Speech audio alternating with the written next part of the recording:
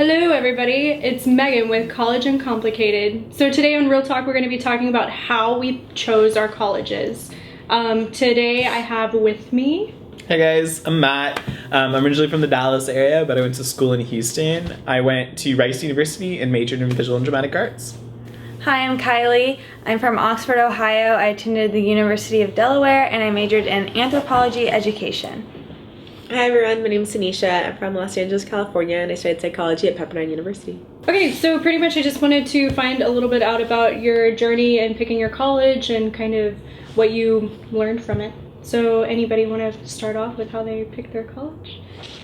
When I was in high school and I was thinking about the college process and where I wanted to be, I really wanted to go out of state because I'd gone to the same school since kindergarten. So K through 12th, and so I was around the same people, and I was like, I want to just have a different experience. And so I was looking into moving to Oregon and Washington for school, and so I guess I didn't really open up my horizon that much, but I still wanted to stay on the West Coast, and those are two different states that are a little far away. But so I visited different campuses and really enjoyed my time there, and just like thinking about being somewhere that had seasons was really amazing. I think that was a big draw for me.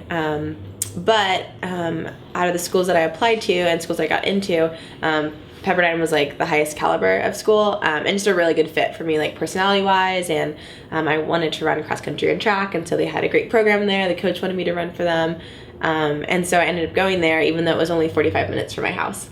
But like how I was able to really embrace being in college and not going home as often is I just was really involved in campus and then only went home during like the major holidays. So I went home for Thanksgiving and Christmas and then for parts of the summer.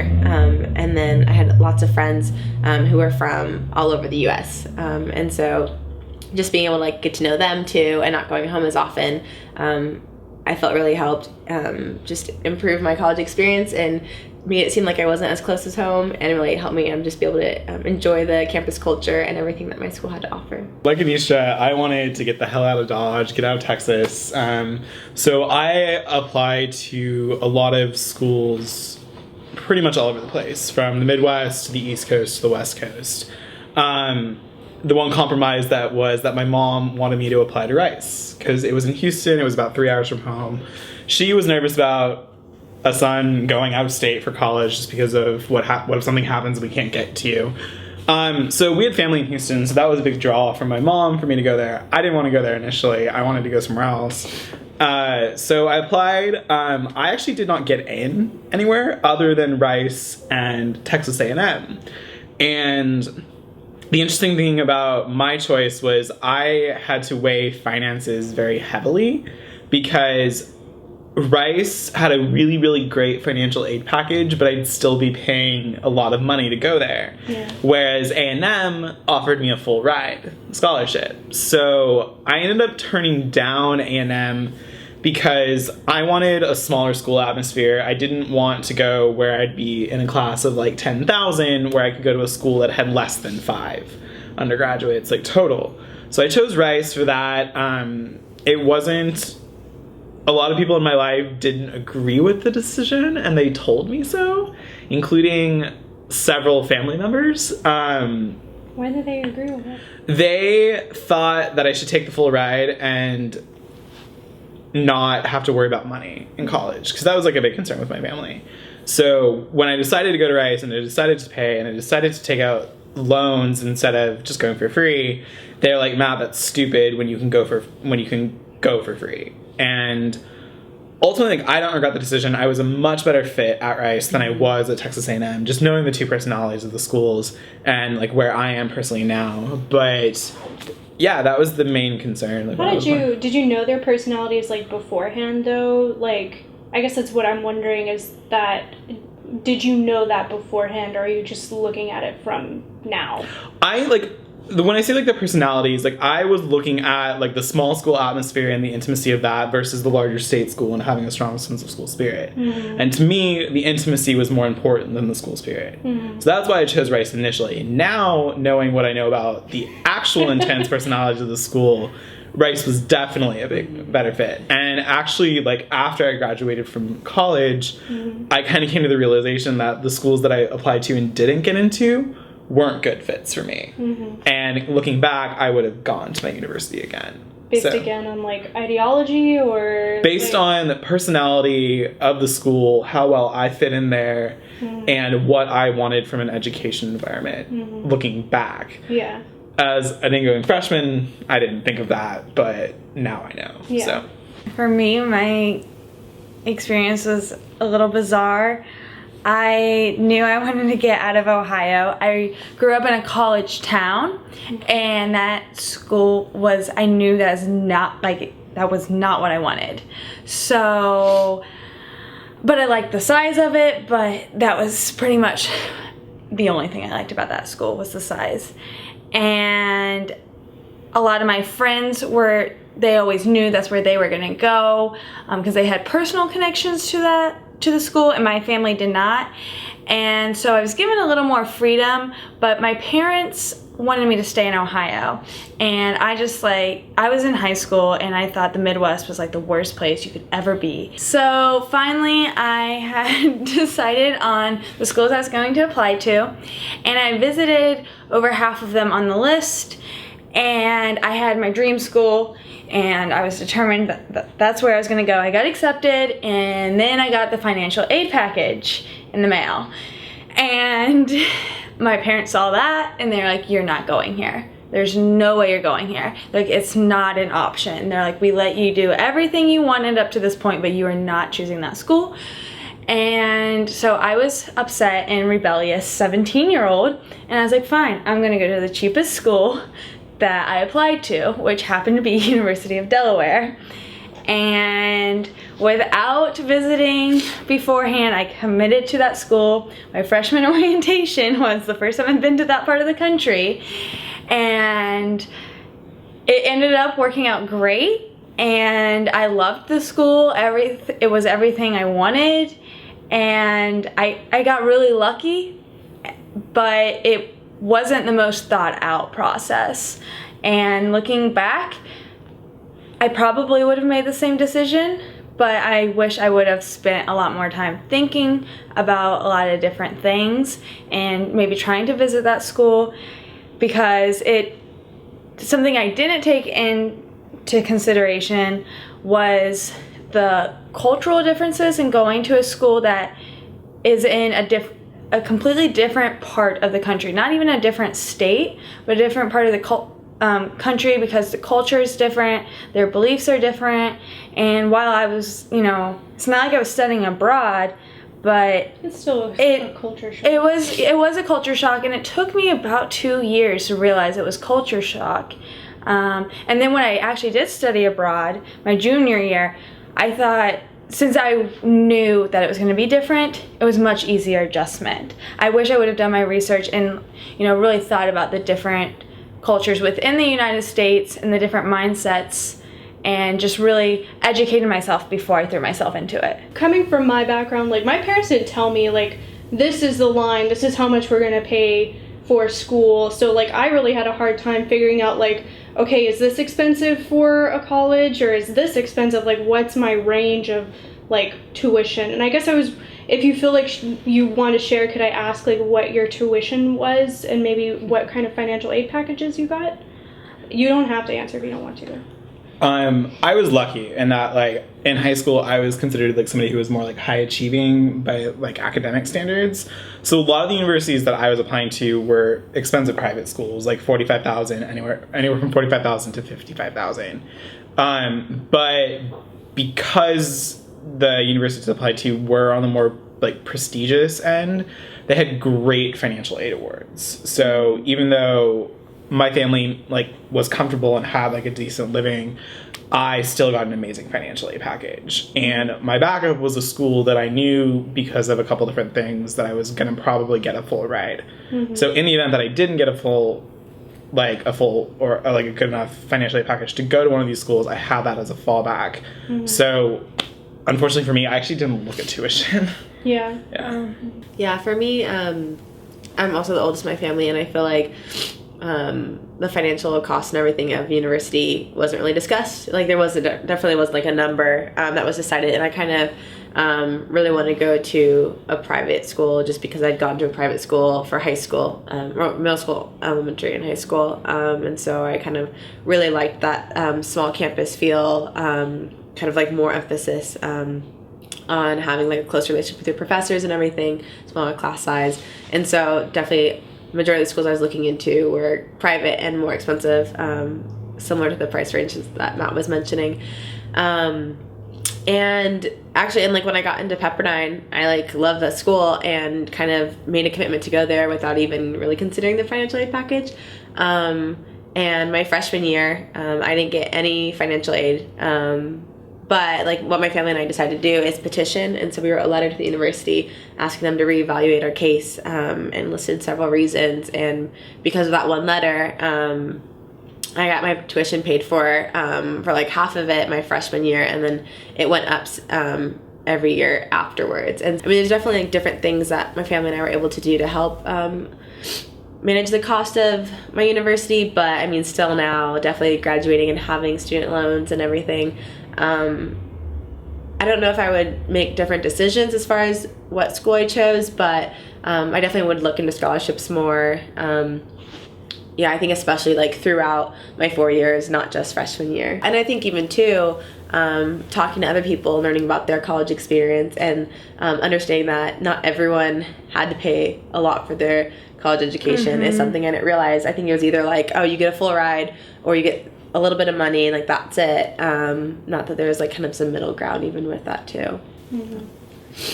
I'm actually a first generation college student, and so applying to college was like really crazy for me. I literally like had no idea what I was doing. I was just like, I think I want to go into film. What's like the stereotypical like film schools? So I was like University of Southern California and New York University.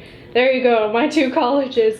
And then I applied to the University of Texas at Austin as like a backup, and because there's this law in Texas that if you are in the top 10% of your class in high school, you're automatically admitted to state schools that you apply to. I really, really wanted to go to USC because I had a friend from high school who went there, and he would come back during like summer, winter break and be like, yeah, it's awesome, I love it, blah. And I was just like, oh my god, I want to go there. And I didn't get in, and it sucked really bad. And then I did get into NYU. Like I actually found out I got into NYU before I got the rejection letter from USC, and it was like, yes, I got in. But then I looked at my financial aid package, and I was like, yeah, $25,000. Oh, but you still have to pay like $50,000 the rest of the time. And I was just like, hell no. Like, there's no way. So I went to UT, and at first, the tuition there is actually really good. Like, I mean, I understand that like I'm in kind of a privileged position to have like parents who could afford that. Not everybody can afford it, but definitely in comparison to other universities, it's a fairly decently priced school, I feel. But it's about $4,500 a semester, and I was lucky enough to have parents that could afford to like pay that off, and I actually don't have any loans, so that like I can't imagine going to NYU and graduating and being like $100,000 in debt or something like that. But I ended up actually really loving UT. At first I was just like, oh, I wanted to get out of state, but then I really fell in love with it. And I kind of think that like wherever you end up is like where you're supposed to be, in a sense. I don't know if do y'all agree with that, or like what do y'all think about that statement?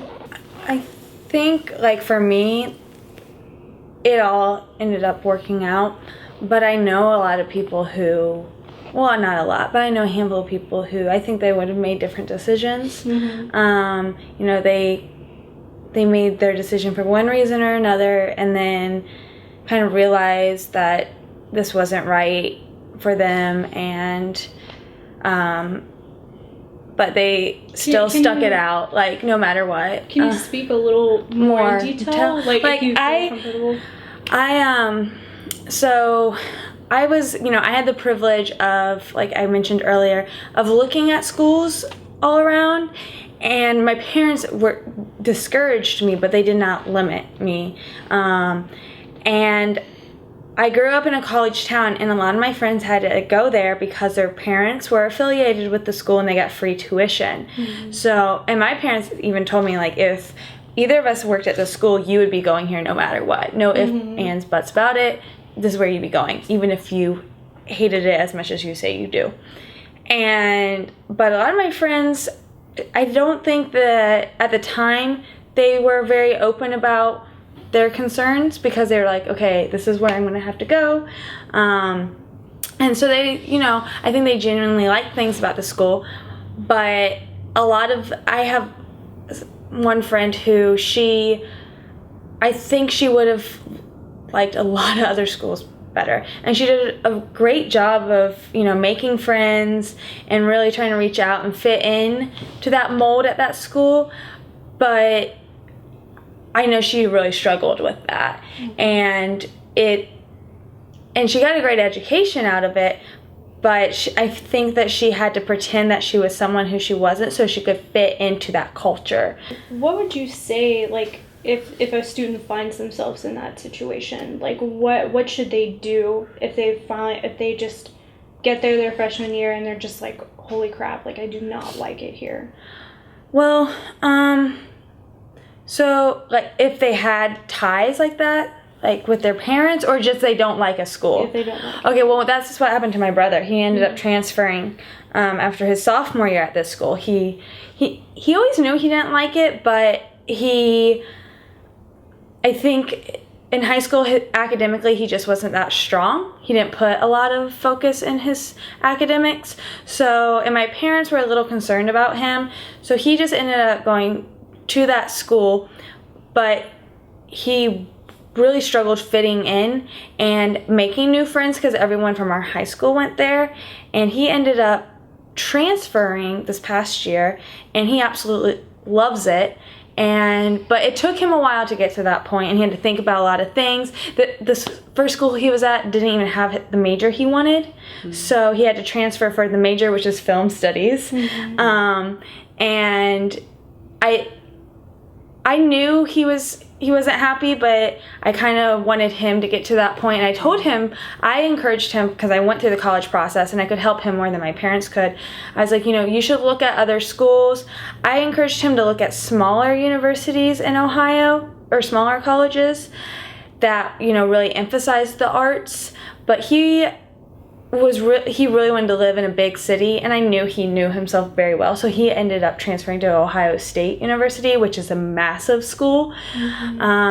But he's very happy there, and I think he just had to get to that, like, be honest with himself. I think being honest with yourself is key. If you can pretend that you like things, but if deep down you don't, you should really try to address that as soon as possible so you can get yourself on a path to something that you're going to benefit from.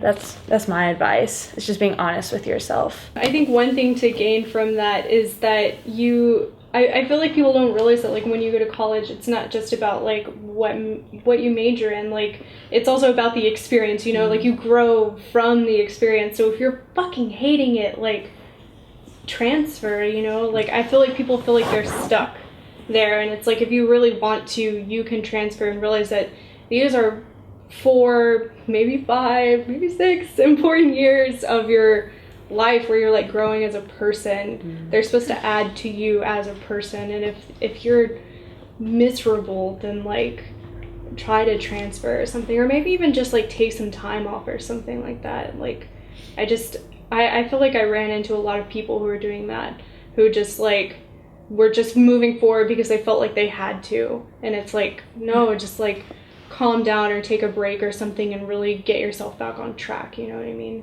So I know we've talked about some things that we feel students should consider when picking a college. Is there anything else that we feel like we should highlight that we think students should consider? I think the distance thing is huge, because, like, I talked about that I looked a lot at out-of-state schools. I wanted to get out of state. I wanted to like not be in Texas anymore. But during my freshman year of college, when I got to come home for Thanksgiving and I got to go home for Easter and I could go home for birthdays if I wanted to, like, it was nice knowing I had that option. And I took advantage of the option because I didn't realize how close I was to my family until I was in college. But if I'd gone to an out-of-state school, it would have pretty much just been you come home for Christmas and then you go back and you stay there. And you, like, we can't afford to fly you out paying $500 when we can pay $20 to chip in for somebody to drive the 3 hours from Houston to Dallas. And I didn't think about that. I thought I wanted something and I didn't. So I should have probably looked more intensely in myself about what I wanted from distance-wise. Right. Because there are a couple of other schools in Texas that I would have been a pretty good fit at and I could have applied to and still had my space for my family, but had access at the same time. You know, when I talk to my students about distance, I advise them, like, if you want to get away from home, believe me, I understand that. I was that student. But at the same time, you might want to consider, what if something comes up that you can't predict? Are you still going to be okay being that far from your parents? What if your parents can't afford to fly you home or fly out to visit you? Are you still going to be okay being completely by yourself? I was going to say another thing that I considered when I was looking for schools, and I'm really glad that I did because it ended up being really important to me, was like the demographics of the students. Not only just like the ratio of like male to female, or like the ethnicity of the students, but also where the students were from. So even though I was born and raised in Southern California and went to school in Southern California, I really wanted to be around people from other parts of the country. And so my school did a really good job of accepting applicants who are from the East Coast and like the Midwest, like lots of different states. And so my best friends that I made in college all live all over the country. And so has been really fun for me to be able to go visit them where they live, and to be able to go visit those different states and be able to interact with them. And actually, because of the friends that I made, it actually made me interested in moving to Texas. So I can say that because of the friends I made in college, that's why I'm here in Texas now. Thanks for joining us today on Real Talk with College Uncomplicated. If you liked the video, please make sure to like it, as well as subscribe to College Uncomplicated. You can also like us on Facebook or follow us on Twitter at College Uncomp, and we'll see you next week talking about whether you should pick your major based on passion or profit, or both. See you then. Bye.